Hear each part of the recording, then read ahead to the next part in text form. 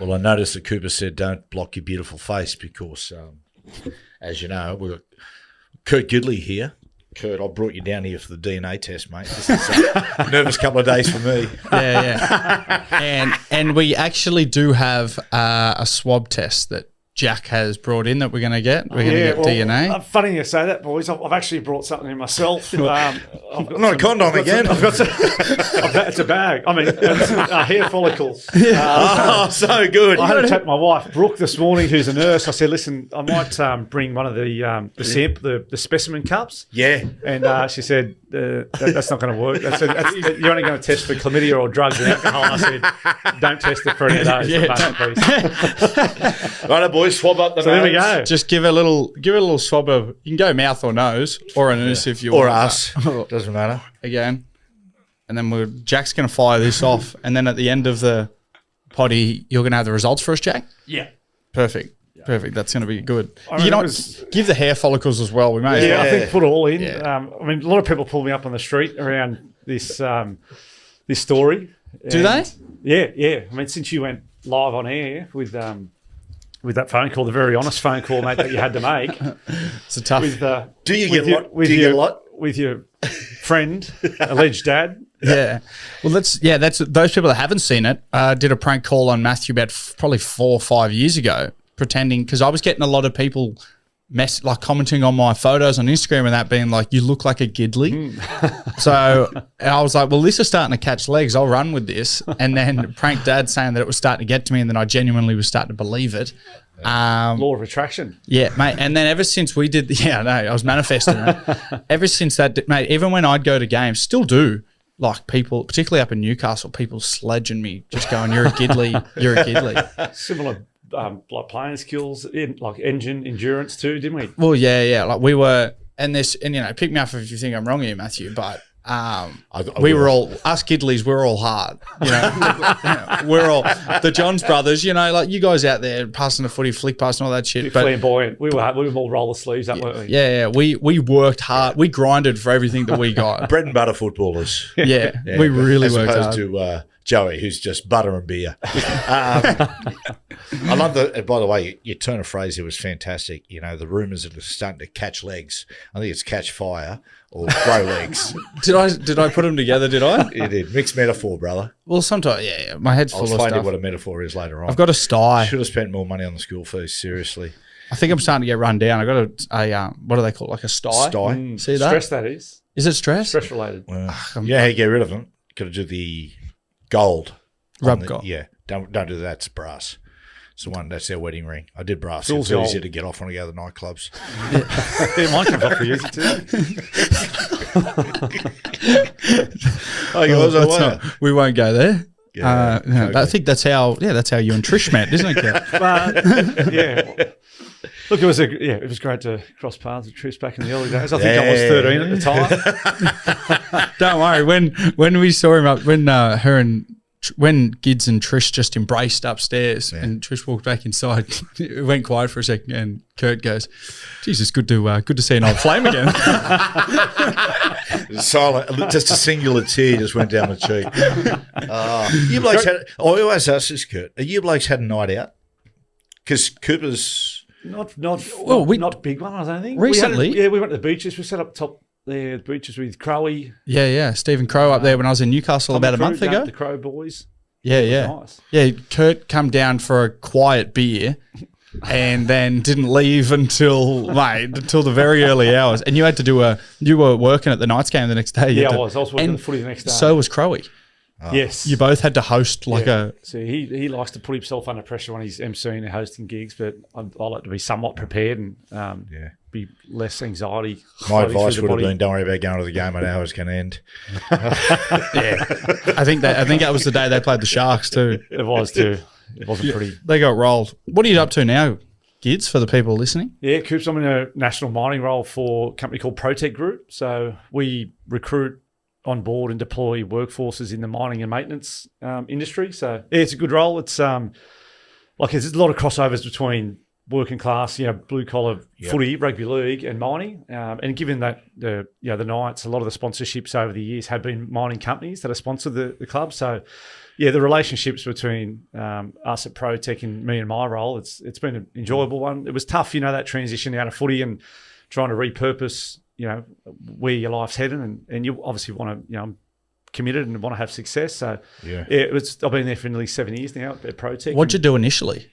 Did you go straight into that, or did you have something between? No, I went into a business development role at the Knights for the first 12 months. I was always thinking about going down the strength and conditioning path. A lot of my trainers and coaches probably said that would be a good role. That would fit my personality. I suppose you're too normal for it, Kurt. You need to be a fucking weirdo, Yeah, there is a lot of strength and conditioners are strange cats. Well, they're the sports science ones, but most of the time you've got like the sports science as the head of performance, and then you've got normally an ex-player who's a trainer / coach. Which is a pretty good dynamics, I think. But I went into a BDM role the first year out of the Knights for 12 months, and then started working at ProTech, and as I said, been there for about 7 years in that mining maintenance space now.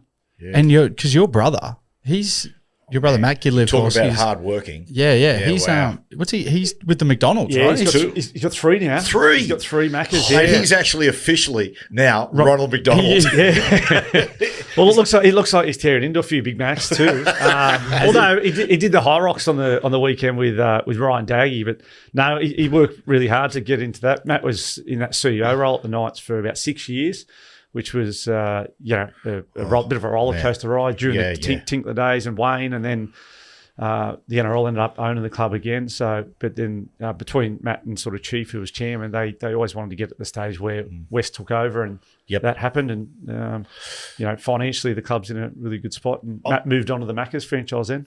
Kurt, I remember walking with your brother just after he sort of finished up with the role there, and as you said, he was CEO at an incredibly difficult time in the club. We had the Nathan Tinkler empire falling apart, Wayne leaving the club early because he couldn't make it work. And chatting to him on that walk, and he was almost like he had PTSD. You imagine being stuck between those two blokes, having to deal with them each day, and Wayne and Tinkler bluing and everything going on. Mate, I was captain too, Matty, at that stage. So I had my brother as CEO. I was captain, and it was a roller coaster ride because, I remember we went to the members' vote, where we had to go to the members to see if Tinks was going to be voted in to take ownership of the club, which was a big moment because Tinks was very passionate about the Hunter Valley and the region and the Newcastle Knights and rugby league. So it stacked up well, private ownership, and be financially stable for probably the first time in the club's history. And, but Tinks, he was into Paternity farm and horses and racing cars and everything. So financially, when the coal price started to drop at that stage, so did his cash flow, and the club ended up. I'll tell you what we'll do, Coop. We'll come back to that era shortly. We're just on the thing. I don't want to lose what the stories around your brother Matt and him finishing and after being CEO at the Knights, then going to McDonald's. But the McDonald's thing, to give people an idea, the McDonald's franchise or being a franchisee isn't just about rolling up one day and, mate, you got to work there 12 months for nothing. Yep, for sure, Matty. So when he finished as CEO at the Knights, he went into 12 months of unpaid training. Basically, you do work experience, really, from McDonald's. So you had to sort of go to Scone, go to Cowra, and you work on a roster, and you got to learn, obviously, all the systems and processes of McDonald's, and that's all sort of unpaid for 12 months. Then you get to the interview phase, whether you're capable of owning a McDonald's, and then you've got to have the freight to actually buy one. So the one that you work in, that's regional, right? Like they put you. That's not the one that you own. No. So they just put you in a regional town somewhere. Yep. Where'd he go? He worked at Wallsend to start with, which that was home game. That was home game. But he's doing drive-through orders, and people are thinking, Matt Gidley must have done his ass here. He's working at Macca's. So he's working in his hometown and serving Happy Meals at the drive-through. But that was just part of the process, and I guess they do that to make sure they're only bringing people in who are committed to it. Work ethic. Yeah. Yep. Same thing happened to Ronnie Coote, the great Ron Coote of the Immortal. He had numerous, and he tells a story one day that they're about to open in the morning at Alexandria, and Ronnie, being Ron, was walking around just picking up some of the rubbish that was in the car park. Anyway, this bloke goes, Ronnie Coote, oh, wow. Hey, listen, he said to me, son, mate, this is like Ron Kurt. Yeah, he's a hero of mine, played for South and East. And, oh, mate, can we get a photo? Ronnie's like, yeah, mate, no worries, got a photo. And then Ronnie continues to pick up the paper, and the bloke says to his son, you see that, son? That's why you got to go to school to study hard. He was one of the greatest players of all time, and now look what he's doing. Well, Matt was talking to Ronnie through that whole process. He reckons he's a legend, helped him out heaps. Beautiful man. Yeah, Matt's got 2 in Griffith and 1 in Leeton down the Riverina. Oh, wow. Yeah, yep. They reckon some of those country ones produce some of the. I think there's one in Albury. It might be a Macca's or a KFC. That's one of the biggest money makers in McDonald's. The ones that are 24/7 and we've got traffic coming through from tourism. They're busy times. I think the one in Newcastle down the West End. Like King Street. We said, King Street. Yeah. I think that's the most profitable one in Australia. Yeah, well, it's probably the King Street Hotel. I was in there we're probably all straight across the road. Stumble across the road. because there's a hotel across the road from the King Street Hotel, and then you've got the McDonald's. Yep. And the hotelier, the bloke who owned the hotel over there, he said he complained continuously about the King Street Hotel and in turn about the McDonald's, how the riffraff of McDonald's 24 hours all over there causing drama. So what does that McDonald's franchise do? It actually buys the hotel. Now, but that one is owned by the company McDonald's. It makes so much money that they keep it to themselves. No. They keep the best ones to themselves, I think. Dealing with the general public as far as hospitality is concerned can be fucking hard, yakka. Has he got many stories? Oh, no, like he works hard. Like him and his wife, Larissa, are down and back. He still lives in Merriweather and sort of does fly in, fly out, really. Oh, does he? He looks after him. But he's down there, from anywhere from a week up to 10 days and in and out. So, yeah, he works hard and works, right amongst all the processes of McDonald's.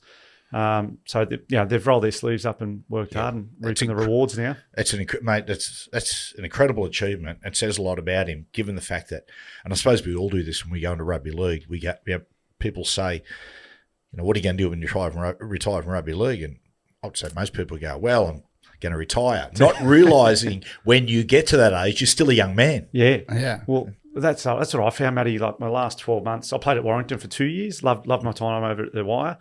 And then, that transition or just around, well, shit, what am I going to do next type thing? Because I wasn't going to stick around and just go into the high performance or coaching. I thought I wanted to break from, travelling away. I've got 3 young girls, so I wanted to support their soccer careers and dance and all that sort of thing. And I was looking for that Monday to Friday. So were you hoping? Condolences about the kids doing sport. Yeah. It's just a horrible time in your life. It really was. Were you hoping for a boy, Kurt?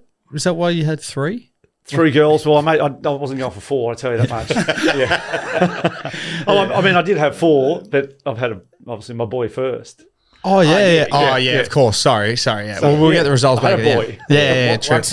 But not one that you had day to day. You're not going back there. Yeah. Not going back to the well. You're a butcher by trade as well. Yeah. No, I loved it. I went from year 10. I did work experience just at my local butcher shop, and you got a pretty good relationship with the local butcher. Used to go down with my old man Jeff, and ended up doing some work experience there. They offered me an apprenticeship, which wasn't part of my plans at that stage when I was 16, but I thought it was a good opportunity to, number one, earn my own money, have a bit of independence. I was riding my pushy to work, had to set my alarm at sort of 6 a.m, jump on the bike, go to work at 7 till 5:30, and then straight to footy training. So they're big hours now that I reflect on it, and half a day Saturday. Unreal time of my life. Worked under Bobby Lyons, the local butcher. He's a champion, Bobby, and long-term member of the Knights. It was great for like work ethic, like discipline, perseverance, commitment, because I really wanted to, once I started, I wanted to make sure I got the certificate, finished my apprenticeship. Yeah.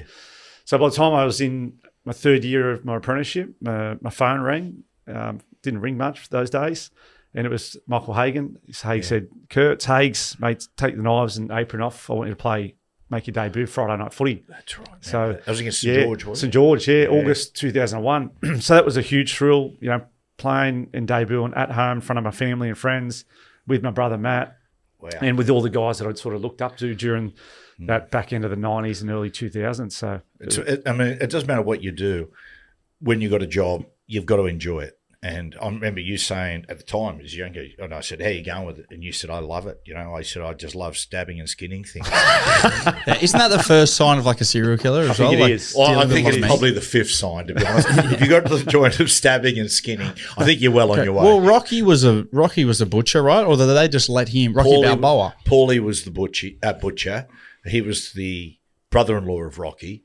And he would come over and punch the carcass. Yeah. Break the ribs. Was there any ever of that? When Rocky came out? We had the footy show film in there one day, and there was a little bit of punching the carcasses in the cooler room. Oh, really? We had one of the blokes from Hey Hey Saturday. What was his name? Russell? Oh, yeah. He came in and done a segment, and it was actually pretty funny. We had Paso there, and Russell, very good. What was it like a segment on you working at the butcher? Yeah, but I was working there, and then there was obviously my brother Matt. We had Paso and maybe Peter Shields there, and it was just a G up, really. Yeah, Peter Shields. He's my godfather, Peter Shields. Yeah. Haven't seen him in 15 years. So, That's right. He says to take it age. Yeah, sure he does. I think his daughter, Saf.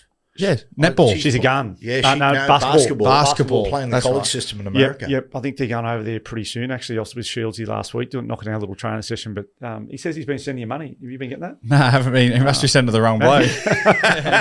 When the birthday cards stopped coming at about 12, I thought, maybe he's just forgot. And then no, they haven't never come since. Must be direct deposit now, just straight in your bank account. I think. Matty. Yeah, it might be going to Big M. No, he just deals with elite athletes. Sure. On the footy show as well, because you were part of one of the great gets with Dad on Mario Fenech. Yeah. We were talking about this last night. I was like, that was Kurt. How'd that come about? I reckon more people pull me up about that than my footy career, about the Mario G-up, because it gets circulated on social media and Facebook or whatever once a year or maybe a couple of times a year. So people are always pulling me up, and I was shitting myself for that because all I heard was we're going to Mum and Dad's to do a family story.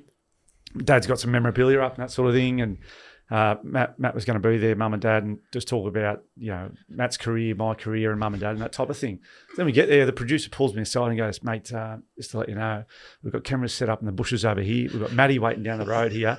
We're going to G up Mario instead of backyard footy. We're going to do it in the front yard because of the cameras." And I'm like, "Fuck! I've only just met Mario for the first time." So you only found out on the day? I've only just met Mario. It's like the first time, and I've just found out we've done the whole family story. None of this family story got used at all because the G-up was so good. And I'm not an actor, number one. And so I was shitting myself.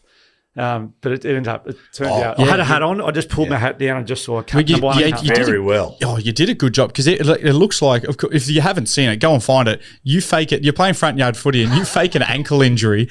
And then Mario, you've got to play in like 3 days, and Mario's freaking out. What Mario going? What? It's frightening. Yeah. It's frightening. Come on, son, up you get. But the other part, they had Hughes teed up at the stadium as well. So you were down the road, Hughes was at the stadium. I'm like, we're going to have to try and nail this. So, and Mario's going, I didn't hurt you. I said, no, it's my bad ankle. I didn't even have a bad ankle. Let's have a look at it. I said, "What are you, a doctor now, Mario?" "No, I'm not." No, Hughes said it. Yeah. "What are you, a doctor now, Mario?" He goes, "No, "How is it?" He goes, "Oh, mate, it's not too bad. What are you, a doctor now, Mario?" And he goes, "No, mate, I'm not a doctor." Yeah. And then he hands it back to the producer. "He's filthy." That's all right. I love when he'd go over to the cameraman and whisper, like not knowing the camera was on. He was going, "The family hate me. The family hate me." He's such a beautiful bloke. The penny should have dropped. You turned up out of nowhere. You had nothing to do with the whole segment. And Mario's going, brother. Mate, it's all right. I know ankles. You go, right. "Let me just have a look at it." And I go, "Actually, it's not too bad now." Is he up, Mario? Oh my God. He's a perfect bloke because he's like, if you know anyone that would feel so bad and shattered by what happened, it's Mario. Oh. He's such a beautiful bloke. Mate, he was sweating. Ever since I've seen him, sporadically over the years, he'd always come up, brother, you got me, brother. It is one of the. I reckon it's one of the greatest gets in rugby league in a stitch up. I reckon it's up there with one of the best. It's so funny. What do you remember, Kurt? Because I remember being, I was in the north of England and there were a lot of injuries, and Joey rang me and said, "Mate, they're gonna put Kurt in." Were you 17? Or 18? I just turned. I was 18. Yep. Yeah. So I was small, Matty. Like I was only 18. I was probably looking 16 to dead set, and I wasn't weighing much. Number one, I was a late developer as far as like size, weight, strength, speed, even skills. I would say so, but I had to for me to try and get into the Knights, which I missed out the first couple of times, I had to highlight something as a point of difference, and I had to highlight my fitness. Yep. So anytime I had an opportunity, whether it was beep tests or fitness drills or endurance exercises, I wanted to win them, number one. And I wanted to highlight that I was the most fittest in that group, and that's how I finally got in the Knights. It sort of. Gids, can I quickly jump in? Because there's been, on that, there was a rumour when I was at school, and it's probably come back to you, like when we would do the beep test, you might not know this, Dad, but everyone would always say, all the league fans, they would say, oh, Kurt Gidley is the only bloke that's broken the beep test, that's finished it. Is there, because that was a rumour at ages for my school. Everyone go, Kurt Gidley's that fit, like leading into Origin particularly. No, he broke the beep test. Your dad is that fit. At that stage. Is there any truth to that? No, I haven't broken the beep test. It was. I used to always beat my previous score. I know Mason and Justin Horror spoke around that recently. Yeah. But I haven't beaten the beep test, but I used to get consistently sort of 18s, high 18s.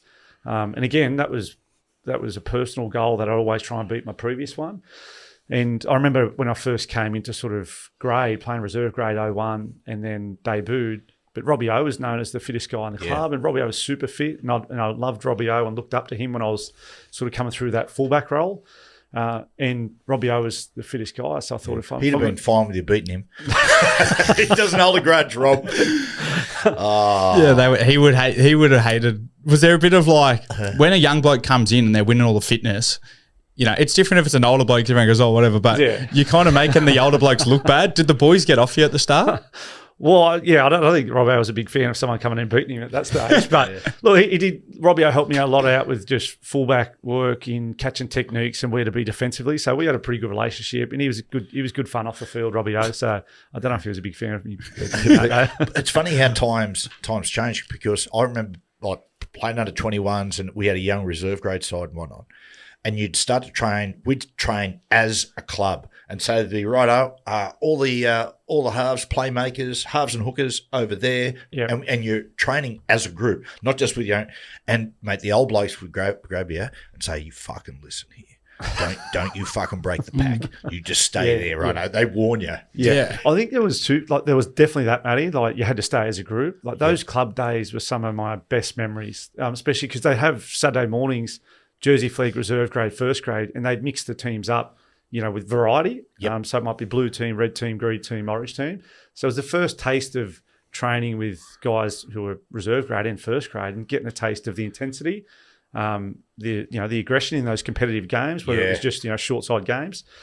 So that really inspired me and motivated me to be. Was Dad in those clubs? Like, did you ever train with Dad in those? I remember training with these boys at. Just you and Andrew at Ford Oval. When was you guys living across the road there? Or was that Andrew's place? Andrew did, yeah. We used to go to different parks around the place. And, train. That was some of the, I'm very grateful for, when you guys are trained on days off or off season, you'd just be at a local park, whether it was Ford Oval or Joey'd be at Townsend Oval, just with stack of footy, stack of cones set out and looking to improve your own game. And once I seen that, number one, and I was a good observer of people, what they were doing, and I thought, well, if these guys are already like high performers in first grade and rep players, this is what they're doing. Well, that's what I want to be doing too. Easy doing it, just doing extra. It's the harder work. That's it. And we used to go to different fields around Newcastle.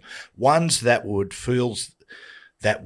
give you the same feel and dimension as the field you're going to play on that weekend. So, for instance, to give an example, if you're up in Newcastle and you're driving along. It might be on Hexham Road, and you've got on the right-hand side of the Newcastle Entertainment Centre, there's a field across the road from that. And we used to train on that when we're going to play at the Sydney Football Stadium, because it used to, the one down the road, because all the big sycamore trees would hover over the top and it felt like a stadium. Yeah. So little things like, you do little things like that. You have about 4 or 5 training fields that would be similar. That's interesting that you do that. Like they do it now, obviously, in the modern day now, because they've got more technology, like at a crowd where I remember when I was at Melbourne, you'd train in at Amy when you were going to play in a big game, and they'd fire up the speakers and put crowd noise in so loud that you'd have to communicate really well with the boys to practice how loud you'd have to yell for them to hear you. Yeah. Or they'd put, if you're going to play in wet weather, they'd put the sprinklers on all afternoon to practice that. But it's pretty innovative for an old fellow like you, mate.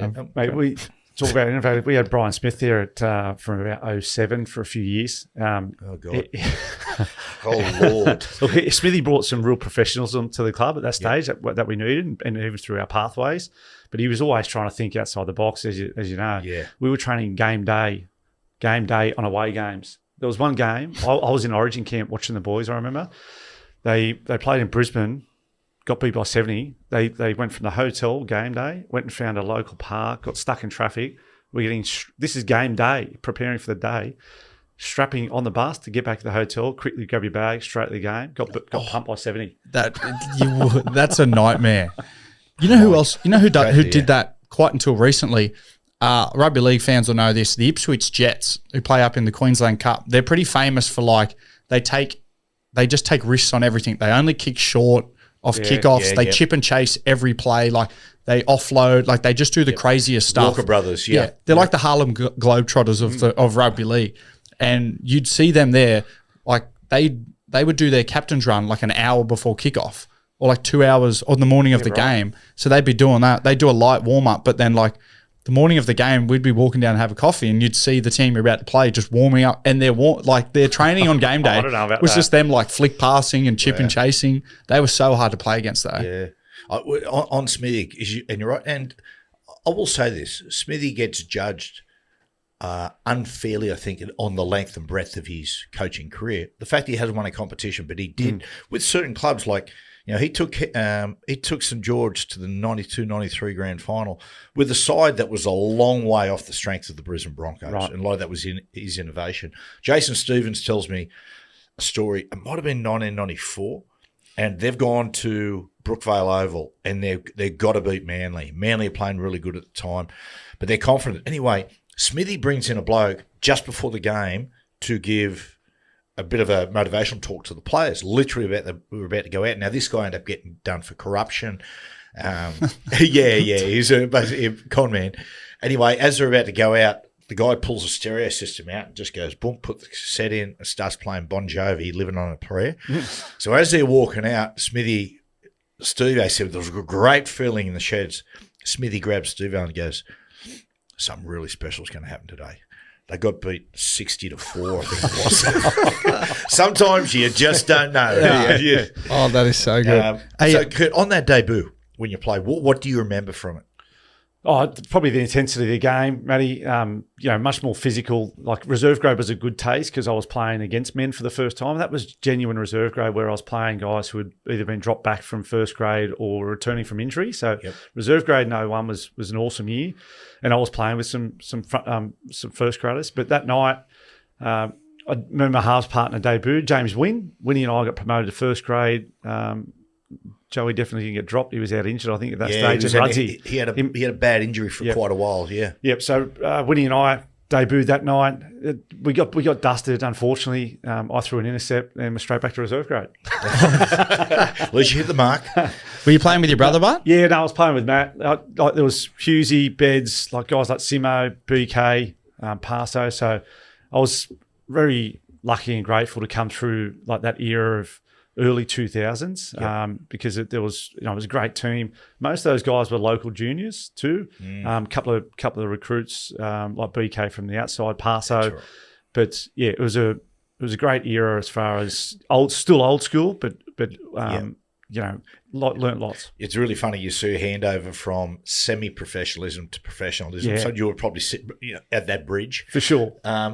When did you play your second first grade game, if you got dropped then? Yeah, so I went back to reserve grade, and obviously first grade 2001 grand final won. Yep. We got beat the week before the grand final in Reggie's, and then following year I ended up playing about 20 first grade games, and then from 03 I was full-time first grade. What position were you playing in that most of those games the next year? Probably between fullback and 5'8". Probably 5'8" more. Robbie Owen still would have been there. Rudzy was either playing 5'8" or pushing into lock. So I got my first opportunities probably in the halves. And mate, I just used to follow your brother around because I knew things were going to happen. And Joey was a great communicator, obviously. He could see things unfolding. So I thought, beautiful, man, I'll just follow this bloke around. And there's going to be things that happen around him. And even when I went to fullback, I loved fullback. I loved the variety of fullback and the versatility of being left, right, through the middle, set plays, jumping into dummy half and having a run, kick returns, catching bombs. Same thing. During that, those next few years from 03 to 07 when Joey retired, that fullback role I thoroughly enjoyed because it required a high level of endurance and fitness. I was going to ask you about that because on the surface you look at the sixth position and you got defensive responsibilities, but and you're getting hit quite a bit, but particularly I look at the modern game, and I'm interested in your take. I think in the modern game, fullback is the toughest position to play. I think for a couple of reasons. Number one, you get isolated. No one is subjected to more pressure plays than the fullback. Ball goes up in the air, you're expected to catch it. Yep. When you catch it, you don't get any plaudits. You drop it, you're on the back page of the paper. Yeah, no. But also the impact. You're at the mercy of a kick chase team and things like that. How did you find fullback? Did you find it that demanding? Yeah, and I love the pressure. I accepted the pressure, but I practiced for it too, Matty. I got lots of reps in around catching bombs, and that was a great responsibility. I always want to try and catch the kickoff or to work out which way they're kicking off, and I'd like that responsibility catching kickoffs. And I had really good relationships with like my forward pack and front rowers, just hold them accountable, and I'll help you, you help me type relationship. Fullback was great. I'd always sort of end up being pushed into 5'8" or in the halves if there was someone out injured.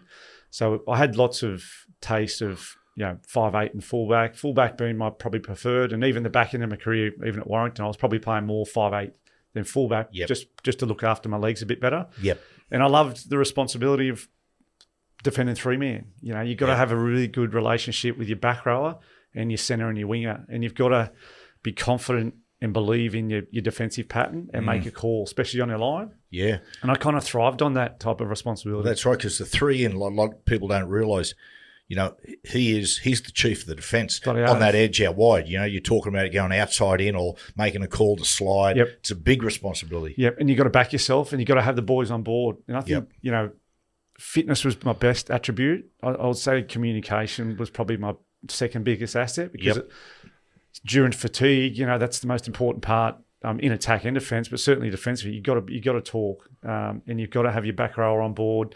You've got to have your centre on board. If we're all wedging, we're all going hard, and we'll leave ourselves open for a kick. It's the first thing to go when you fatigue. Like the communication goes. Yeah, that's the difference between junior levels and first grade, and sometimes even reserve grade. Like just blokes being able to communicate under fatigue. I reckon it's the difference between a long-term career and a shorter one, because you can have natural ability and natural talent, but you've got to be able to. You've got to want to communicate, and you've got to get a response from. If I'm talking to you, I need a response from you back. And I think you'll see players have like phenomenal careers that may not be the most talented or gifted in their team, but they're probably the most valued because of their work ethic. They're tough, they're resilient, and they consistently talk throughout the game and throughout the week, team meetings, during training sessions, and in the game.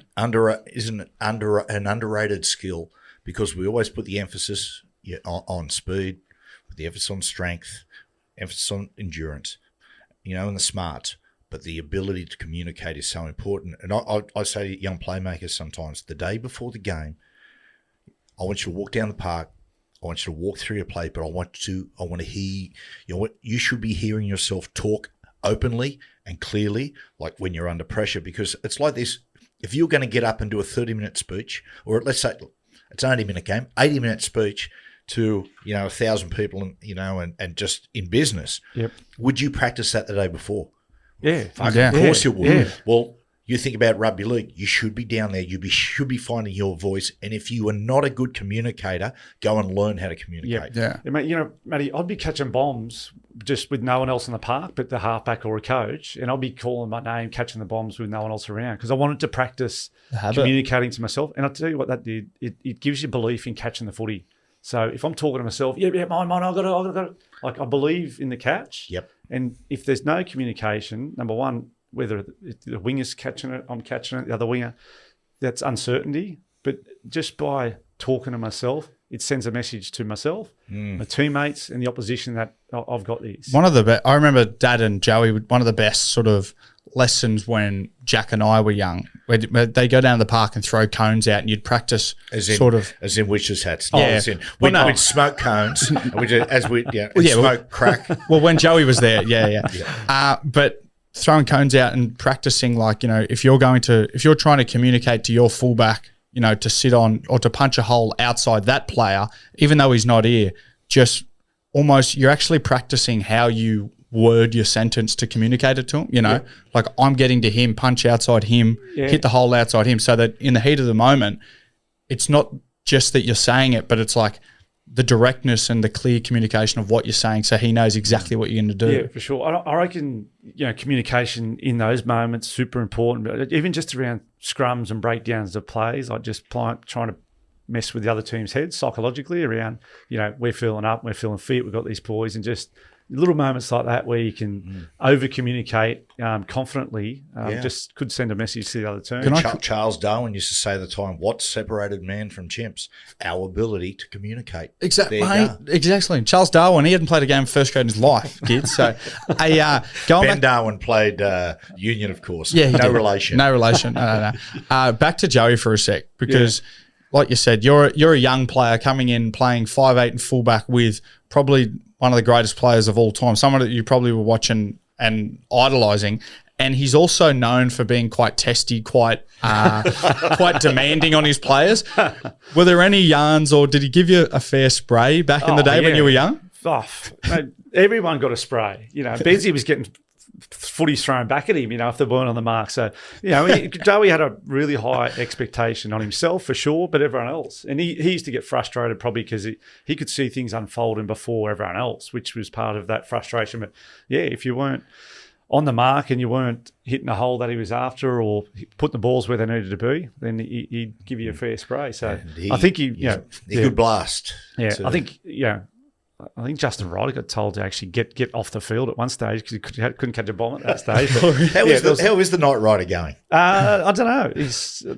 I haven't seen him since he'd done the Logies with the headgear on. That's right. That's right. He did too. What? What did he do? So do you know how sometimes in a game a young player will just come into first grade and will just catch fire, but that flame will burn out very quickly? Yes. Justin Ryder come into first grade and it's unlikely a lot of injuries.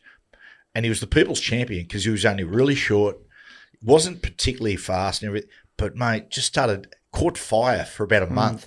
And then he used to wear this headgear. They used to call him the Knight Rider. So then he became this celebrity. Footy shows to send him the Logies with the headgear on, interview the actors. Did they have any idea who he was? No. I remember Kerry O'Brien, he's an ABC journalist, really prickly. He's having a piss, and Knight Rider walks in and asks him a question. He goes, "Fuck off, you idiot." I love how back in the day, like the footy show, it seems like the footy show had not so much control, but like everyone was so up for doing whatever. Like the players were just like you see now, a lot of players kind of try to hide away from the media, probably because they don't want to get bagged by a lot of people online. But back then, probably because there's no social media for anyone to comment on, you used to just be doing anything.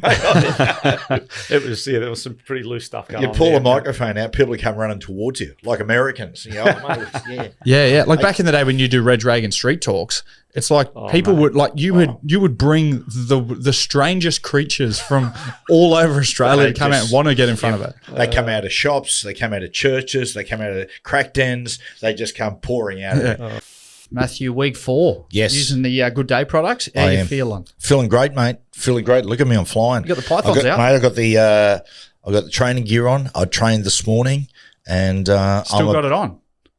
Because, Coop, I'm going to go do a bit more in the afternoon. So I tell you what it's done. It's done a massive difference to my energy levels. It's massively. I used to rely on coffee all the time, but now I'm finding in the morning I get up and just have a good day. And I don't need to have coffee. It just gives me a bit of a surge of energy. You're not even on the coffee anymore. And, mate, I tell you, the difference it makes, Coops, I don't have that sink, with the coffee where you get up and then all of a sudden you drop. What goes up must come down. Yes. Well, mate, I remain pretty much consistent all day. Hence, a couple of days a week, I train twice a day. You are an animal. You know what? I actually am starting to think, because I'm someone that relies on coffee quite heavily, obviously, because I get up early. I don't know if you know this. I work at breakfast radio, so I get up early. I might pump 2 to 3 coffees before midday, and then the crash comes in the afternoon. Yeah. And I'm in my room like a hermit. Yes. So maybe I should start incorporating that in my routine. It's made a big difference to me, Coop. And because I feel better, I'm able to train more. I've dropped another kilo, so I'm about 3.5 kilos down now. Wow. What I've been. Mum's a lucky lady. Well, can you try to convince her of that? Yeah. Well, if you want it, head to goodhealth.com.au, code Johns for 10% off, or if you get a subscription, 20% off. Back to the podcast. Hey, Kurt, getting the captaincy, and we just spoke about before. How did you to go from being playing alongside a bloke like Joey to then all of a sudden you're the skipper? How was that transition? Yeah, it was again a challenge, Matty. I was super proud, number one, but I had Joey as my long-term captain. Billy Peden was sort of co-captain during that phase as well, like another legend, super great bloke and player, Bill, as you know. And then Joey retired, then Bedsy was captain, and both those boys were captain of New South Wales. So Bedsy went to the UK, and then I sort of stepped into the captaincy role under Brian Smith and held it until 2015, until I retired at the Knights end. So, yeah, I had Steve Simpson as my offsider. Simo was older than me and more experienced than me, and he was a wonderful clubman. Simo was a wonderful player, and good strong leader as well. So I wanted to check in with Simo to make sure he was okay with that, because I was kind of looking up to Simo at that stage. Yep. But I enjoyed, the responsibility of being the captain of my hometown, number one, and the community. I understood that I played an important role in the community and giving back to the town that supported us as a team. And obviously it had its challenging moments through tough times as well, being the front man for challenging times. Was it Wayne the major captain? No, it was Brian Smith. Brian Smith. Yep. Okay. Wayne, that the period where you're captain, what an amazing time to be captain too, where you got all of a sudden this billionaire coming into the club, and they've got Wayne Bennett. Yep. And I remember at the time people were saying, I think Wayne was there for 3 years or whatever it was, and someone was asked once in the media, how many grand finals do you think the Knights are going to win in the next 5 years? And these people were saying legitimately anything from 3. Some were saying, I reckon we'll win 5 in a row. That was the expectation. Yeah. That must have been a heavy weight. Yeah, it was, and it wasn't realistic. We still had to. We'll bring new players in, like Bo Scott and Jeremy Smith at that stage. Was Darius? Yeah, Darius. So and like I was fullback for long term at that stage, and I probably played my best footy during that era from Brian Smith 07 to 2012, and was playing for New South Wales and Australia. So Wayne was coming, and Wayne had taken Darius to Saints from Brizzy, and then he was obviously going to bring him to Newcastle. So I wasn't sure where I was going to fit into the team. I thought, I was probably going to get pushed to 5'8", or half, which half wasn't my position. But Jared Mullen was 5'8". So I've got mixed feelings around that time, like from 2012, 13, 14. I just didn't feel super confident in my position in the team. Darius was playing fullback. I thought I was playing my best footy there. I had some major injuries too. I had Rico on my shoulder. I'd done Liz Frank in both feet. Oh, jeez. Yeah, they're bad. Yeah, I did done my right that. foot, rehabbed it, came back, got tackled up at Brisbane at Suncorp and ruptured my Liz Frank completely. Was out for the year. So I had they were major injuries physically, but psychologically to come back from. The foot one was hard, and just having confidence back in my left shoulder after Rico was hard. And because I'd sort of missed, 2 pretty big chunks of those seasons, it was probably the biggest challenge during my footy career those few years. It's funny, I was not long ago talking to Johnny Lewis about an hour ago, the old boxing trainer, Johnny. Yeah. And we're talking about, he was talking about, who I think is going to coach the Gold Coast next, and, Newcastle. Just loves his rugby league, Johnny. And then we're chatting about different stuff, and he said, Matty, they oftentimes they go for the super coaches, but mate, that even Joe Gibson got sacked once. I mean, Jack got sacked from Souths, ended up going on to coaching Parramatta and winning 3 in a row, and like the greatest coach of all time with Bellyache and Wayne. But sometimes the greatest coaches go to clubs, and it just for whatever reason doesn't work.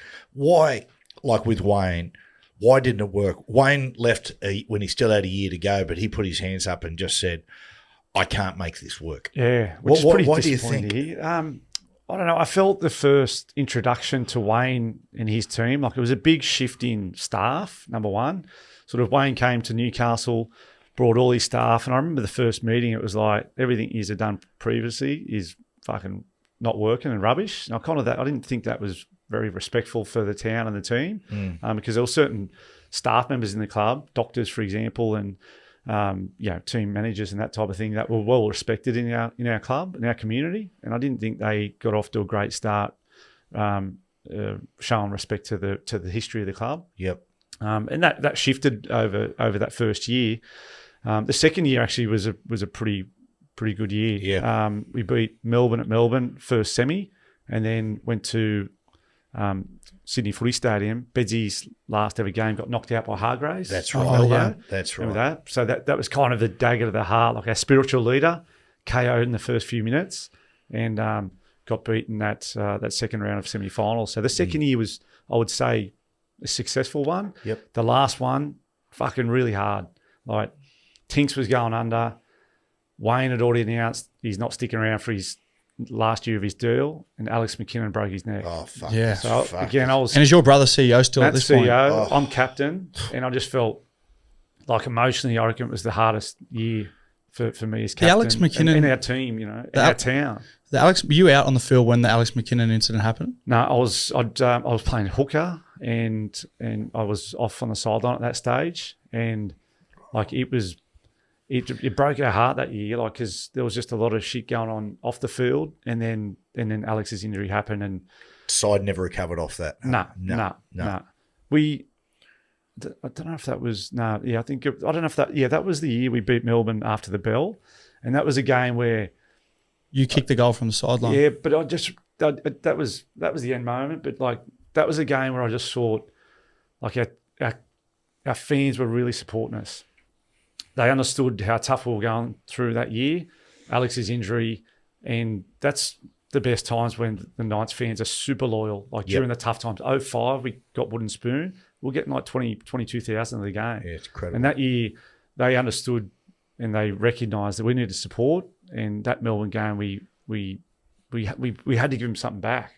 And it was a good result. good but comeback. It was a tough year.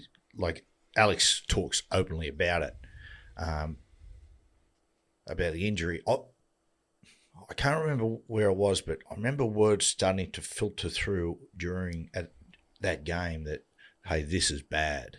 When did the club, when did the players become aware of, hang on, like with Alex, this is really, really serious, life-threatening. All right, we went on that was in Melbourne, and we got the bus past the hospital, and kind of we knew at that stage that was looking bad, and he hadn't had any feeling in his arms or his legs, and then the aftermath of that was, I lost sort of my feelings really around just we're lost, we're a bit broken at that stage. I think it broke Wayne too, didn't it? Yeah, it was really hard on Wayne because Wayne, like Alex he still has a great relationship with Alex and his mum and dad.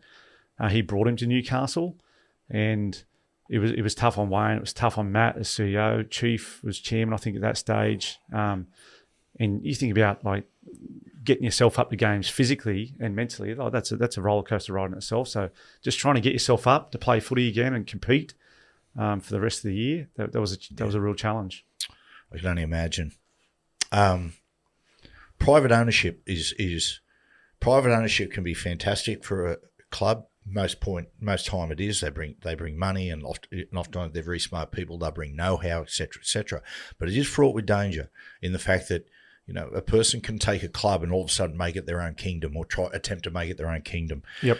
With Nathan Tinkler, there must have been some really difficult periods where even I hear that he and Wayne were button heads. He wanted the side to play a certain way. Was it the first game he's played where he came in the sheds? Yeah. I've heard Wayne talk about it. Yeah, I think he tried to come in the sheds a couple of times, and our footy manager, Warren Smiles, had to pull him up because he'd been on the piss and that sort of thing too. So, he had huge success financially in mining, and doubled down on it twice and become a billionaire very quickly. Wow. Over a billionaire. It was valued at that stage when he owned the club. So he wanted instant success with his footy team as well. And so he wasn't very patient with any of that. Look at the horse racing as well. He was paying millions and millions of dollars for horses that weren't worth that. Some races only his horses in the races of the country meetings. Yeah. So he wanted instant success in his Paternity farm and horses and race cars and footy team, and he bought the jets as well.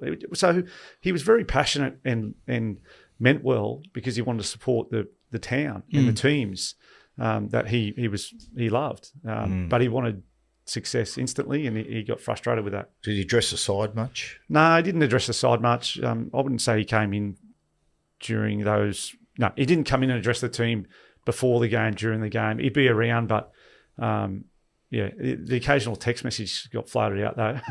Did it? What, like a pump up text message? More of a sledging text message. I'd say probably a pump down. Let's go over to some of the. There's someone you mentioned before, Jared Mullen. Some of the characters in those Newcastle sides, because I actually played with Mullows. Yep. Turning Point. He played. I think he debuted with Joey, and then in his last really ever game, he played after the band. He come and played for the Sunshine Coast Falcons, and we played together. Mullows. He was playing lock then. He was quite large and in charge, quite strong. But some of the characters in those Newy sides, because you had a hell of a lot of them. Aquiliwate. Yeah, Adam McDougall, Willie Mason. Oh yeah, Mace was there at one stage. Jeremy Smith, like Booze, Mark Hughes, BK, even Joey. Beds at his best. You know when he's got the blubber on. Unreal. Like from like 2001, until I played 2015 at the Knights. Like super diverse characters. Like Aku, legend. Great to see him dancing around the sheds, big smile on his face, always happy, and super great for team morale. But then to that early 2000s era, Matty Parsons even Parso was like our dad. Nudo and I used to fucking stir Parso up all the time, and he'd give us a clip if we were pushing it too hard. But it was an awesome era, that's for sure. Those early 2000s, because it was that old school, train hard, play hard, straight to the Burwood, big night. Mate, sometimes we'd be getting cabs straight to the university pool, out of the cab to do a pool session.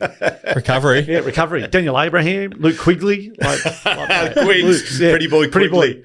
Yeah. I was going to say, Newcastle's the kind of town where if the side's going good, like it'd be the most fun of your life, right? Yeah, like going around for a beer. But imagine if the side's not going good, you're probably keeping your head down, right? Well, they're great support. They're great supporters, but probably more away from the game.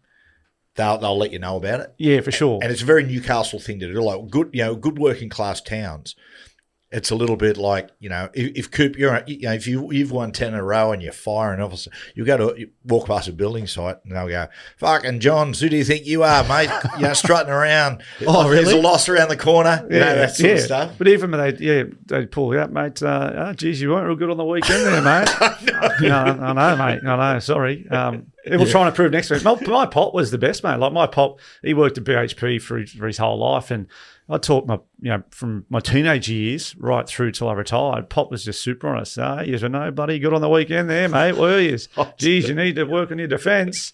You missed a couple of tackles. Thanks, Pop. Just blame it. I think it can come, like your parents are always, I don't know, parents are always super supportive and probably try to protect you a bit. But I think, my pop and certainly your grandparents, they can probably be a little bit more honest and brutal. Well, because they're older, it's almost like they just cut through the bullshit. Yeah. It's like they're sick of small talk. They've had enough small talk in their life, so they're happy to just tell you exactly how it is. State of Origin, great memories there. Who was the coach in the first Origin series? Well, I had Graham Murray, debuted me, old Muzz, who's not longer with us. But again, super proud of making my debut. I didn't think that was realistic when I first started playing. Certainly for my junior days in the Knights.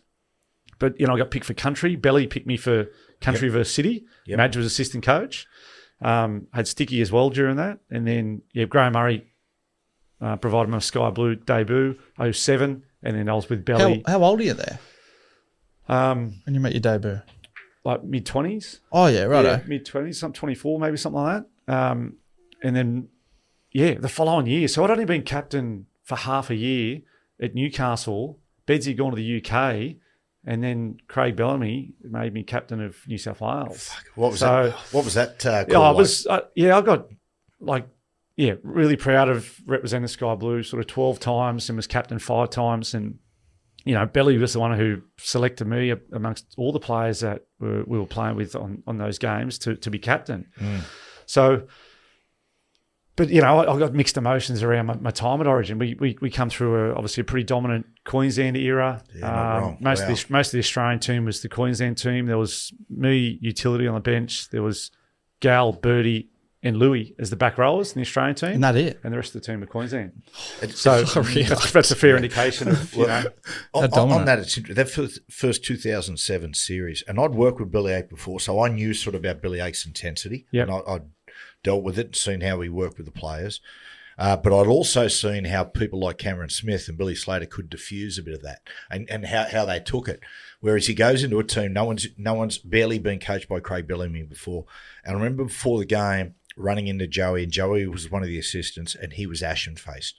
Like, he was terrified of Bellyache. Yeah. And I think because no one really understood him and everyone took his intensity at face value. So I like that, Matty. Like, I sort of thrive on that. I love, him as my coach, Sticky, those guys super passionate and, like, called it as it is. And that was, sometimes harsh and very high discipline and aggressive, but I like that. I like that because I played on a Joey, kind of who's like that as a player. Very direct. So, but, I did love my time under Belly, that's for sure, but I can understand, like, we have blokes like Hainsey, and Hainsey's off with the fairies, He doesn't train at high intensity. Like, unbelievable player, one of the most talented I've played with and against, but, wrestling sessions and, fitness and discipline and those video sessions, some guys it's just not their go. And they can't stay focused for those sessions, which frustrated Belly, I know, and probably me as well.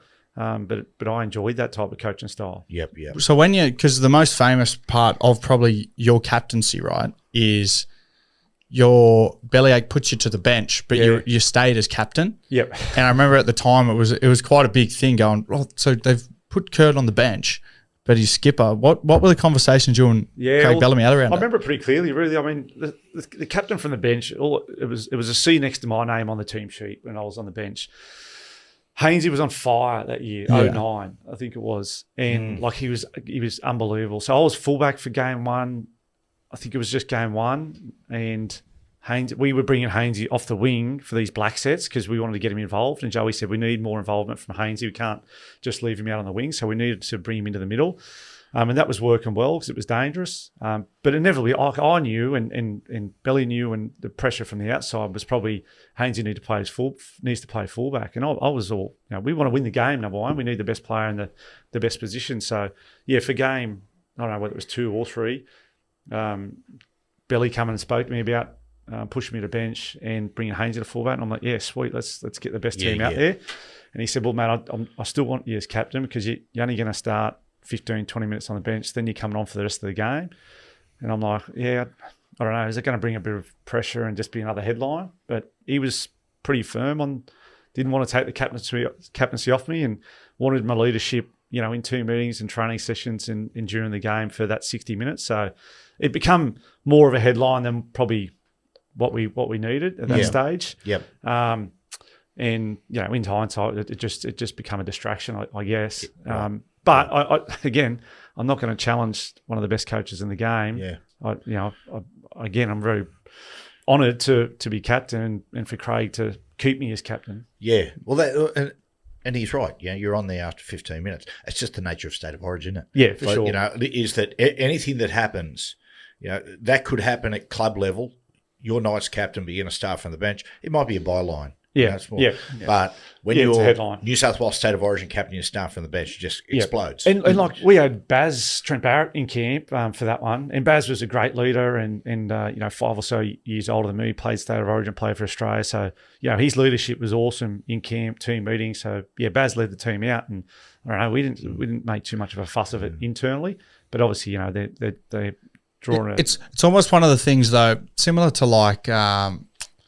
to Aaron Woods coming out and calling Billy Slater a grope. You give the Queenslanders something that they can kind of run with as motivate. You know what it's like inside a team. You can sit there and Cameron Smith could get up and go, righto, they've dropped their captain to the bench. Like, Yeah. you know, they're reading scared each of other us. alive. Yeah, they're scared. They're turning on each other. What I've taken from that is, and I've just written it down, is Craig Bellamy's got no fucking idea. No, yeah.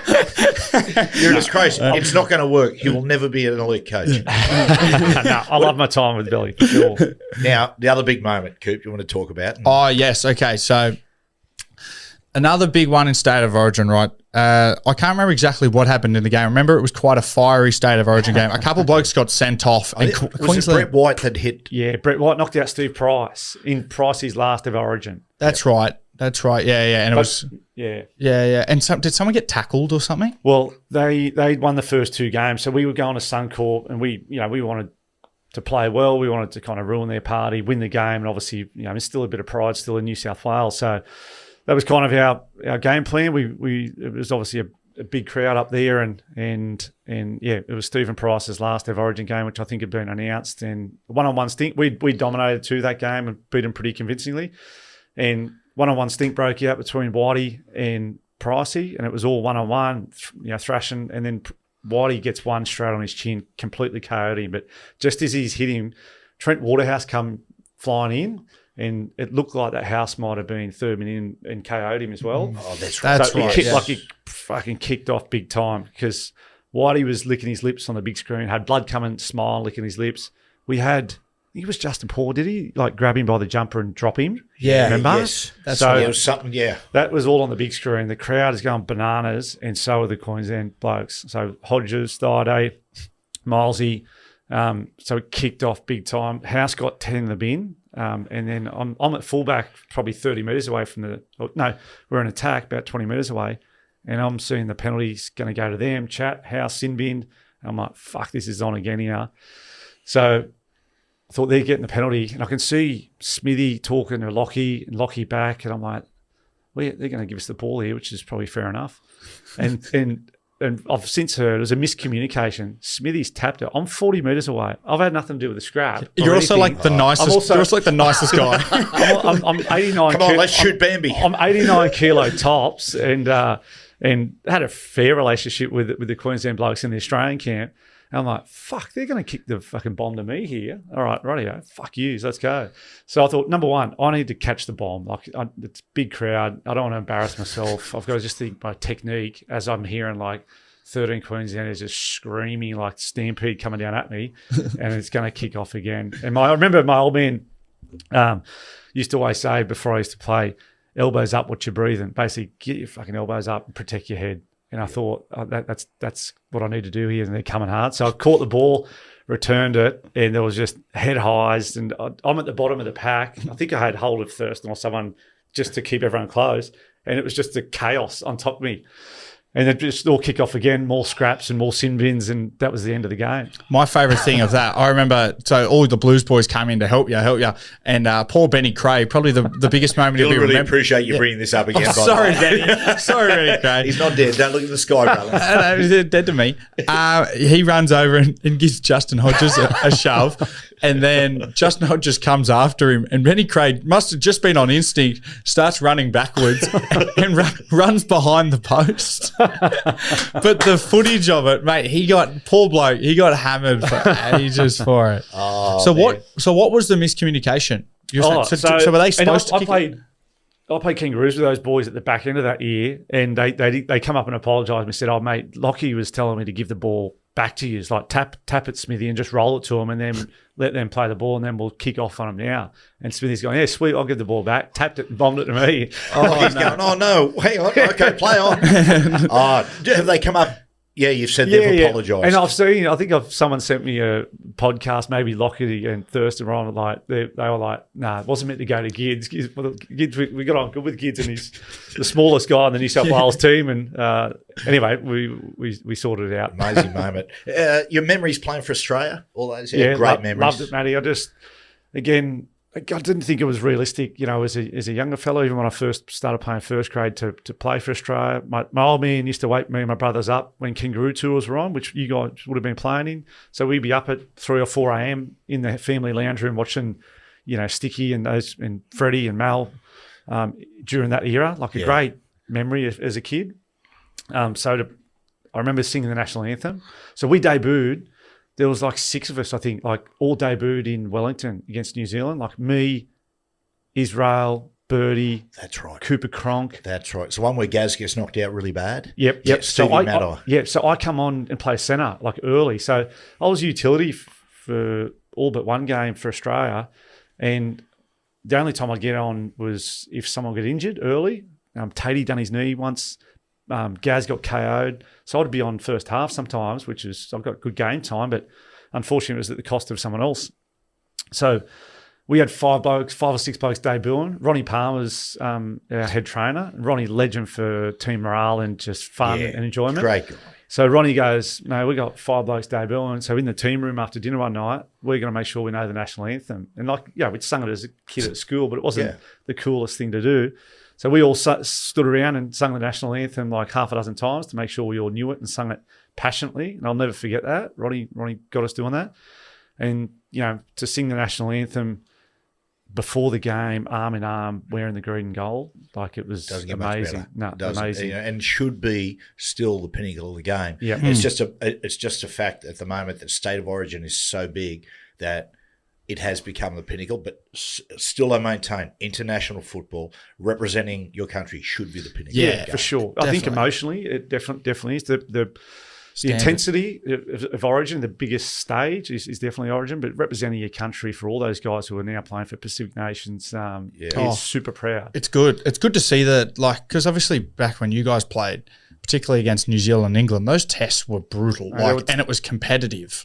It's probably less competitive these days as much as it was back then, but I have a theory that, and I think they're going to do it with the NRLW actually, but I'd like to see it with the guys that if you don't get picked in Australia, doesn't matter if you're, half Kiwi, if you're half English, like Victor Radley had to basically say, well, okay, I won't play Origin to go play for England. If you're not picked in the squad of 25, whatever they take over, I reckon you should just be able to play for whoever, because in the series, in the Tri-Series or World Cup at the end of the year, that way you've got the best players in the NRL and the Super League all playing, rather than you might have blokes like, Victor Radley who weren't able to play when they could have they can play at that elite level. Yeah. Do you think it's a possibility, or do you reckon it's? I think it is, Kurt. It's a mess at the moment with Tier 1, Tier 2. Yeah. We've got it. I actually believe that, countries like Tonga, at the moment with the way the rules are with Origin, in the fact that Origin players can play for Tier 2 nations, I don't want Samoa and Tonga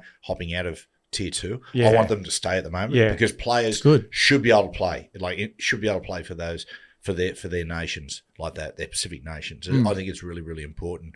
And it's funny about international football, Kurt. Anyway, mix you brothers up all the time, father, son. Anyway, interesting to see what you think. Mate, you can play State of Origin, right? But I'm telling you, the hardest game you will ever play is when you turn up to play New Zealand and they're on. Yeah, mate. When they are, mate, I'm telling you, the physicality is unbelievable. And I played a Tri Nations in '99, Tri Nations final in New Zealand. It was without doubt by far the hardest game I've ever played in my life. It was so fucking brutal, mate. Tough and aggressive, that's for sure. You knew you had to hold your gloves up for sure. Tough. Hey, can I ask you before we go off footy? We're going to talk about Everest. You and Dad walked the Mark Hughes Foundation Everest. Got some good stories on that, but. Lastly, playing with your brother, back to your brother, Matt Gidley. Yep. I've always thought this, didn't know, maybe it's a stupid question, probably is.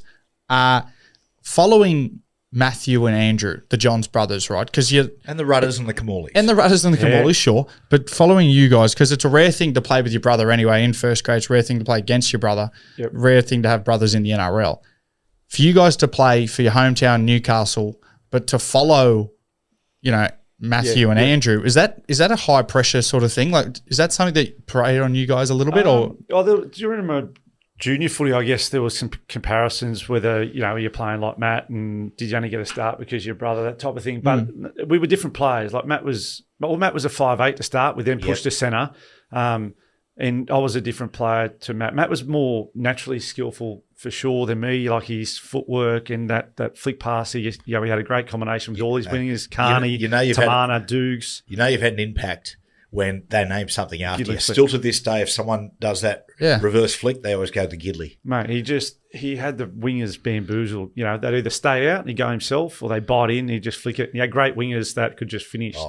The one where we played, we beat St George. St George? That's out at the moment, that 90s. footage. Yeah. Off the scrum. You threw the ball off the scrum. To Darren Albert. Yep. And he dummied, went around the back of the winger, flicked it, and Nailby just pinned him. They got named number one game of the 90s. That's when it. Fox Sports did it. And last play of the game. Last play of the game. Yep. And just excuse my ignorance, but was he it's obviously named the Gidley Flick because it was so iconic and he was so good at it, but were many centres doing it before Matty? Or did he kind of... Matt was probably doing it first. Gaz was the next best at it, Mark Gaznier. Yep. And they probably come through similar time. But I never seen my brother practice or stick around after training doing that practice. I've never seen him practice it ever. And that's why it came really naturally to him. He'd footwork, he'd try and get on the outside of his centre. If the winger stayed out, he'd hold. And that once they because it's every centre has to have it now. Miles would do it, but Gene Miles was more of a basketball over the top. Wasn't so much a reverse. You know who was... I reckon Mary McGregor was probably before Matt, but he was he was bigger. Yep. So he was probably able to wrestle his way through those and offload. I tell you, Kurt, in season 99, we played a trial game. I don't know if it was Parramatta or someone else, but we played a trial game and we were just, because it was a trial game, we were loosey-goosey. We were just playing sideline to sideline. Your brother set up 2 tries to a fella called Lenny Beckett on the sideline, mate, and went bang. We were throwing it from the far side. He just went bang, held, and I'm not kidding. He was throwing those about 20, 25 metres and hitting Lenny right on the chest. Yeah. It was incredible. And I think Matt come through as a half. Like that year, 97, I think you and Joey were out for a while. Yep, and it was Matt and Leo Denover who picked up sort of through the middle part of the year. So we don't win a comp without those guys. And unfairly to your brother, I think it might have been one of the first semi-finals. He went and broke his ankle or ligaments. He did too. Yep. Yeah. So he missed the GF, but he was only pretty young at that stage, but got the 0-1 final. Hey, Mark Hughes Trek. Because we had Boozy on a few weeks back, but Dad and him were telling yarns about it. Because you were pretty freshly retired, right? Yeah, I'd flown from the UK, flown my family back to Newcastle, bought him a car, packed my bags again, flew straight to Everest Base Camp. It was the first time I'd seen all these boys in 2 years. Yeah. So my brother, Hughesy, Russell Richardson, Gotto, yourself, Matty, Chief. So I was at peak fitness, I guess. And how did you handle it? Because you would have been a better Nick than these blokes. How did you handle it? It was fucking hard. It was hard. You had lots of self-doubt because they do that oxygen reading every night. Your oxygen levels are going down, plays with your head psychologically, and then you're short of breath, getting a few headaches and like, I'm struggling here. And so it played a little bit on your head, but then your body adapts to it. Then you're good for the next couple of days. But our preparation wasn't as professional. Tip top, was it? What? A lot of drinking? Our first day in Kathmandu, we sat around a pool, just necking beers. Then we had a bit of a circle type ceremony where we spoke about the why and the passion and the goal, I suppose. Then we went for a feed. Yeah. And then the guy was like, who's run it, goes, righto, boys, I probably think you've had too much already. It's time to go back. And I was like, fuck that, mate, not Kathmandu every day. So we went and found a karaoke joint. Yeah. I ducked off at dinner. I thought there's got to be a karaoke joint somewhere around here, and found someone to take me around. And it was upstairs, this little shifty area, and found a karaoke, raced back. I said, boys, let's go. It's on. And yeah, we had 28 blokes, some that we knew, some that we didn't, played footy with, and karaoke. You were up first, I think, Matty. Yeah, singing. Yeah, I remember. Fucking mate. Well, you sang. Yeah, Lido Shuffle. Lido Shuffle. Yeah. That's what you always fucking do. But that was almost on debut. Was it the first time? But would they have known that song in Kathmandu? Well, I remember your brother saying that as he was going over, he heard the song and went, fuck, he knew it. I fucking, where's that song coming from? And he said, oh, mate, how bad's that bloke's voice? So I put my name down for a song. I get up there, pick up, I think, an Oasis song. I duck behind the curtain. I come back out. I'm topped up at this stage. I come back out nude. Yeah, totally nude. What? Did ya? The Nepalese didn't know quite what to make of it. What did they? Lucky I made the trek. I'm lucky I'm still locked up in Kathmandu. Yeah. So what did they? Just totally naked. Yeah. And what was the response from the Nepalese? Like, did they just? Yeah, did they cheering? Yeah, he was a hero. He was up on shoulders, nude. Oh. What? Yeah. All right. So then, so you have that big night, and then do you guys trek the next day? Mate, the flight was the scariest flight and moment of my life. Like, how bad was it? Going into is it Lukla? Lukla Airport. They've now closed the airport. You can only chopper in and chopper out. We flew in. The runway is built in the side of a mountain. When you leave, you just fly off the edge of a cliff. It's crazy. So when you leave, do you go down before you go up? The runway goes downhill and then it just drops off, and the plane just completely off a cliff. It's the most dangerous takeoff and landing place in the world. Have they had any crashes there before? Yeah, heaps. Mate, you know who sent me a photo? Breezy went there and done it, and he'd done it a few years before us. And then he sent a photo of his flight. The flight, when they landed, they didn't make the airstrip and just crashed straight in the side of the cliff. It was the same plane that Breezy went on. Fuck it. But Kurt, what about, because we were just so, we're finished. There have been certain circumstances we'll come back to about how crook everyone was. And we just want to get out of there and get back to Kathmandu and have a few beers and just relax and then go home. And there was a massive fog on. And they're like, oh, we don't know we can fly. We're in the choppers. And they didn't have the monitoring devices. It was pretty basic. Yeah. And they're like, oh, we don't think we can do it. And then one of them said, oh, how bad do you want to get back? We said, oh, we really want to. He said, oh, okay. And I'm standing there to watch as the first helicopter goes off into a cloud, and literally another chopper came out of the cloud. I remember that. Oh, yeah. It was nearly a head on first. Because we'd all got to base camp, we'd hit the goal and gone to that next little spot, Calapatar. We were getting the chopper back down through the valley to then fly off the edge of the cliff one. And we just wanted to get back and just be safe by then. Hey, get back to Kathmandu. A lot of blokes were in a bit of trouble. Yeah, crook. Yep. 3 boys got flown straight to hospital. Crowley being one. And I remember that chopper, that near miss. Fuck. And mate, we were the last chopper at the second stop, me and Hughesy, plus Gotto and a few of the boys. They stack heaps of stuff in the choppers, just throw all this equipment in to get it back down. And we're sitting there. I'm in the front seat next to Hughesy. The chopper's going. You feel the revs going up, and all the gauges are going up, and we're not moving. It just keeps going up, keeps going up, and then the pilot looks across to us, goes, "Very heavy, very heavy." Oh, and no! Hughesy and I go, "Fuck, get us off. We'll get the next one." Anyway, takes off and gets us back there. Fuck, mate. But it was unbelievable. We were all watching the first one going, beauty, we're away. And as it goes into one cloud, another one comes out, probably 20 metres. Yep. But Kurt, I remember with you, we did that the last track after we hit base camp, and we went too much. Yeah. And we did too much. And I was telling Cooper before, I said, we were walking back, and you just retired, right? And you're known as one of the fittest players ever played. And I'm walking alongside you, and I'm going, mate, I'm feeling really weird here, really bad. And there was all of a sudden this horse just walking across a salt plain.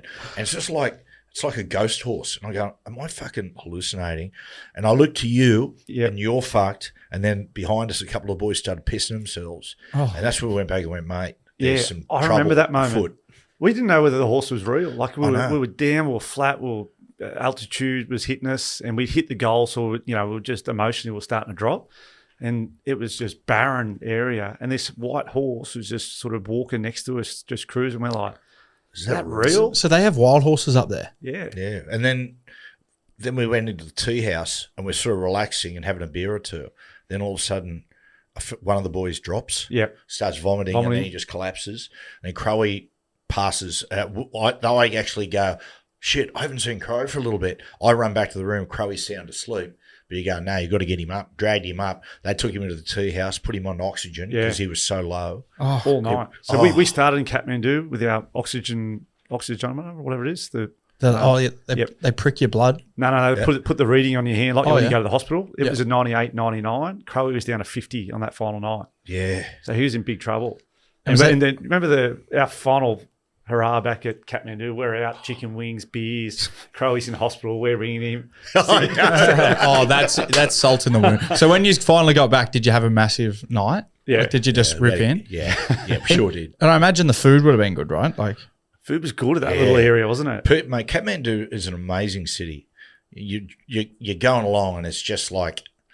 Yeah, it's unlike any city I've ever been to in my life. Remember the first day? It's super third world, butcher's blocks on the edge of the streets with flies and that, people everywhere, and then the other area just super pretty markets and clean and good food. But it's and I've said this for one of the on Tuesday's podcast was before I went. There was a bloke. He's an American guy. Did a show on ABC and Channel 7 called Body Hack. I'm trying to think of his name. He's a terrific fella. He told me when I was about to go, he goes, Matty, I'll just tell you this now. He said, when you fly into Kathmandu the first time, you'll go, oh, wow, this is a bit too much. Oh, it's a third world city. He said, which it is. He said, but when you go and do the trek and then you come back to Kathmandu, it'll feel like Monaco. Yeah. It's fucking true. Yeah. Yeah, wow. Yeah. That's Yeah. scary. Mate, they're shit. unbelievable, those Sherpas. Oh, They're tiny, mate. They're like 60 kegs, and they carry 3 bags, strap them all together, put a piece of blanket over their head, lift them up, and they'd be just flying. what about the one where you're going up like some of the toughest climbs in the mountain, and you're struggling? Then all of a sudden, a Sherpa will go past you, taking grog from one tea house to the next. They'll have a dozen cartons of beer on their back, tied with a piece of rope. Mate, there's blokes walking up there with fridges on them, fridge strapped to their back like How that. are they so Walking up- strong? They Used mate, to they're it. just they're not physically built big, but just lungs and endurance wise. Yep. They're adapted to high altitude. And when you're up at these tea houses, like, are they telling you don't drink too much? Or you? Yeah, they were. Yeah. Okay. And was that advice taken on board? No, it absolutely wasn't. not. Because hearing you guys, you said, we're up at the tea house, we're having a couple of beers, and then one of the boys passes out and starts spewing everywhere.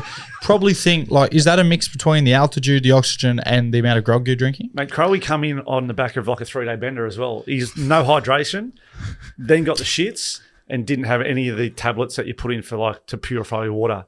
So he was just burning the candle at all ends. Yeah. He was getting whacked from every angle. Yeah. Fair to say. He's not exactly an epitome of health. No, he's not. No. Now, Coop, is there anything, or do we conclude now with Lone Survivor?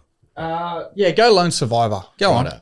Right. To finish with, we do a thing called Lone Survivor. I'm not very good at explaining it. No. So, yeah, you made an excellent half. So the one is today. Best party animals play with or against. Okay, so basically what's going to happen here is, Kurt, Dad's going to start you off with 2 players. For example, it might be Wendell Saylor and Lottie Dakiri. You have to pick one of them, and then we go down until there's one left, and they will win the category of best party animals you've ever played with. Right. Okay, you've got the names. I've got the names. Okay, let's go. Lock in for this. Ready to go? Strap in. Ben Kennedy, Andrew Johns. Oh, Joey. That's it. Thanks for joining us. Is that it? That's it. Because I thought I'll start at the apex. Well, that's the first time he's done that. Is there no one else out there? Is there any other shout out for someone? Does anyone come close to Joey? That's what we'd like to know. Willie Mason, when Willie was at Newcastle. I've got a great relationship with Mace. Like we sort of come through. He was a bit older than me, but we played like my first year with Hunter Mariners in the junior team, and we always had good fun together, Mace, in all those camps that we played together. And then when he came to Newcastle, it was good to see him finish off some of his footy back at Newcastle, where he kind of missed out and all that pathways, really. Yeah, of course. I love that video of him where I think Fox League mic him up at the Newey game, and he's just putting on a show. Like, he certainly is. You know what? He was off contract. That's why. Oh, okay. So he was talking himself up for his next deal. But it was funny. He was just like, he knew the cameras were on him the whole time. He's on the sideline going, "Get Wayne to get me back out here. He's getting cold. Get Wayne to get me back out there." Mate, he's entertainment. Plus, he and Scope are doing really well. Scope's an impressive guy. Yeah, Mark they're good, Horner. hey? Yeah, really Yeah, impressive. yeah. Justin Horror. Mark's his dad or his uncle. Yeah. Right. Just got it wrong. Faux pas. Even Bradman gets a duck occasionally, fellas. Hey, you're a wizard, Jack. Last word to you. You got the test results? Yeah, test results here. So they do a cross check with like generally they do it with the system that has people's DNA in general. So a lot of the people are people that have been locked up before. Here it is. Here we go. Oh, who's Matt Hoy?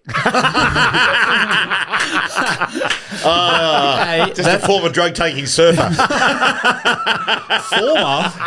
No, I was talking about the surfing. Thanks, Kurt. I appreciate it, mate. Loved it, brother. Great to be on.